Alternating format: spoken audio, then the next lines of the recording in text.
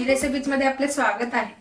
आज आपण करणार आहोत मसाले भात। त्यासाठी लागणारे साहित्य: मटार, फ्लॉवर, बारीक चिरलेला कांदा, टोमॅटो, मिरची, बटाटा, आलं लसूण पेस्ट, धनेपूड, तमालपत्र, काळी मिरी, लवंग, दालचिनी, घरी केलेले काळे वाटण। याची रेसिपी ऑलरेडी आपल्या चॅनलवर आहे, तिथून तुम्ही पाहू शकता। मोहरी, मीठ, जिरं, लाल तिखट, हळद, बेडगी मसाला आणि तांदूळ। आपण रेसिपीला सुरुवात करूया। प्रथम आपण कुकरमध्ये तेल घालून घेऊया।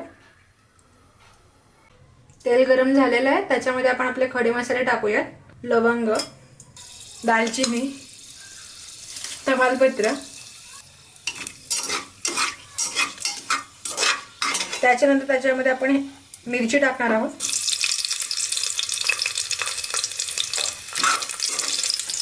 बारीक चिरलेला कांदा,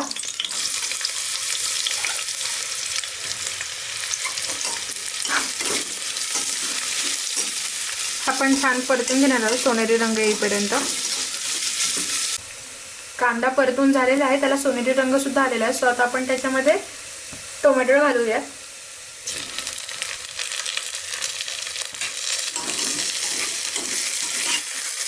आणि एकदा पुन्हा एकत्र करून घेऊया।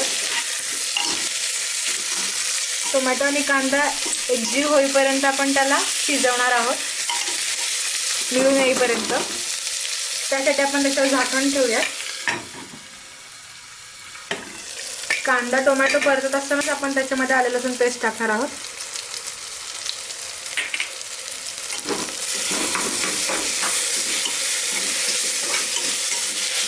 टोमॅटो शिजत आलेला आहे, एकजीव होत आहे तो कांद्यामध्ये।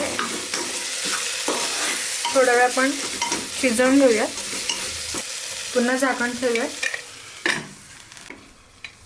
टोमॅटो आणि कांदा शिजत आलेला आहे, त्याला छान तेल पण सुटलेलं आहे। आता आपण त्यात सगळे मसाले घालून घेऊया। लाल तिखट, बेडगी मसाला,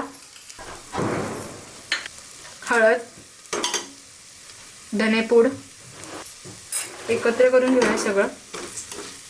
आता आपण यामध्ये काळं वाटण घालून घेणार आहोत, ते एकजीव करून घेऊया। तो मसाला नीट स्मॅश झाला पाहिजे, नाही तर तो शिजत नाही। आपण मसाला परतून झाल्याच्या नंतर 1-2 मिनिटं शिजवून घेऊया। मसाला आपला शिजलेला आहे, त्याच्यामध्ये आपण आता भाज्या टाकून घेऊया। मटार, बटाटा,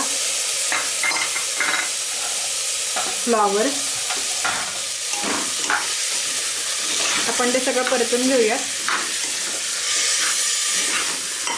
त्याच्यानंतर आपण आपल्या भाज्या वाफवून घेणार आहोत 5 मिनिटं। झाकण ठेवूया आपण।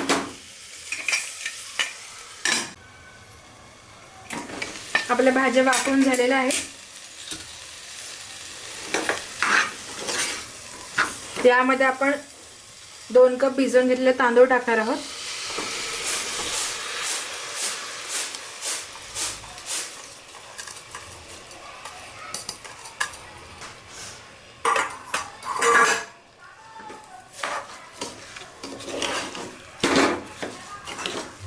तो मिक्स करून घेऊयात। त्यामध्ये आपण मीठ टाकूयात,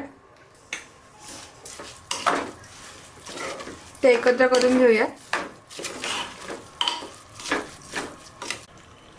यामध्ये आपण 2 पेले तांदूळ घेतलेला आहे, त्यासाठी आपण 1 तांब्या पाणी घालणार आहोत।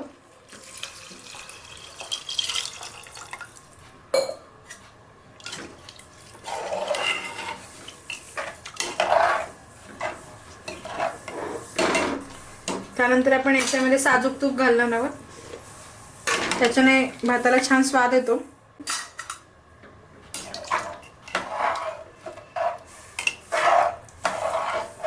आता आपण इथे एक उकळी काढूया आणि त्याच्यानंतर कुकरला झाकण लावून घेऊया। उकळी आलेली आहे, आता आपण झाकण लावून घेऊया आणि एक शिट्टी काढून घेऊया। आपला भात झालेला आहे।